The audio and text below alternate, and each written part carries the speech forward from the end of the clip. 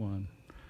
Hi, this is Travis from Green Grow. We're going to do our final segment here, showing you the process of how I hydroseeded these 4 separate boxes with 4 different types of seed mix that we offer, and the results we've seen over the last 2.5 to 3 months.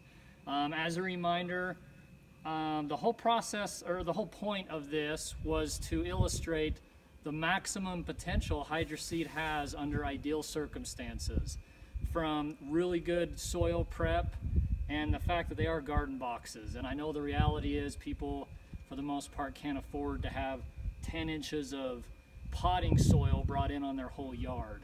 But if you could, or even if you could till soil or till compost into your soil, or till 4, 5, 6 inches deep with good premium soil, this would be comparable to that. Also, obviously, you've got to hydroseed it at the right time. March, April, May in the spring is really good. First part of June still pretty good. And then August and September in the fall are really good. So good soil prep, hydroseed at the prime time, pick the seed that you like the most, and take good care of it, meaning fertilizing, weed control, things of that nature.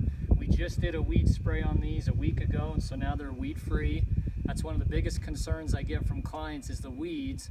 We sprayed these once and there's no weeds. So don't get so overwhelmed with that. Focus more on the other things like good soil prep, hydroseed at the prime times.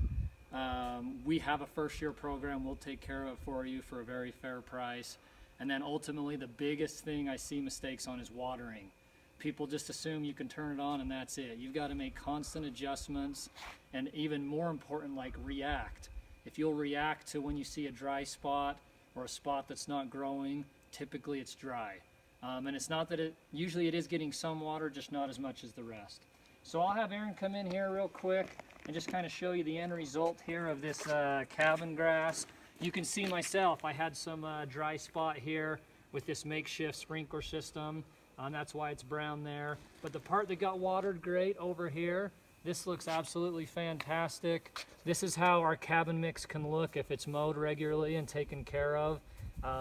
It's an awesome grass for low maintenance, and you can see it's weed free.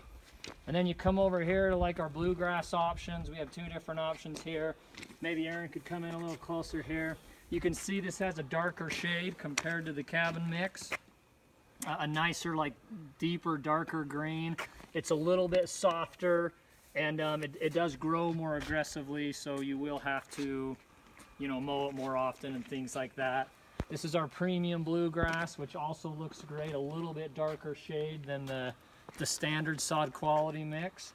And then lastly here we have our tall fescue, which is a thicker bladed, not quite as soft, but you can see like it's still plenty soft. I could take my shoes off here and walk on it, and it's still plenty soft.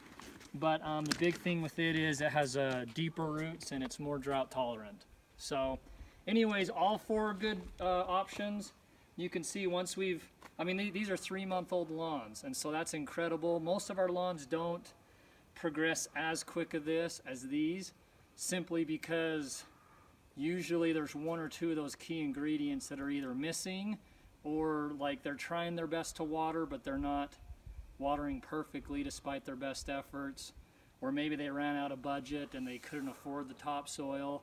But your lawns will eventually get to this point if you follow our tips and suggestions and programs, but maybe not quite as quick unless you did everything I did with great soil, great prep, great watering, timely fertilizing, all those factors.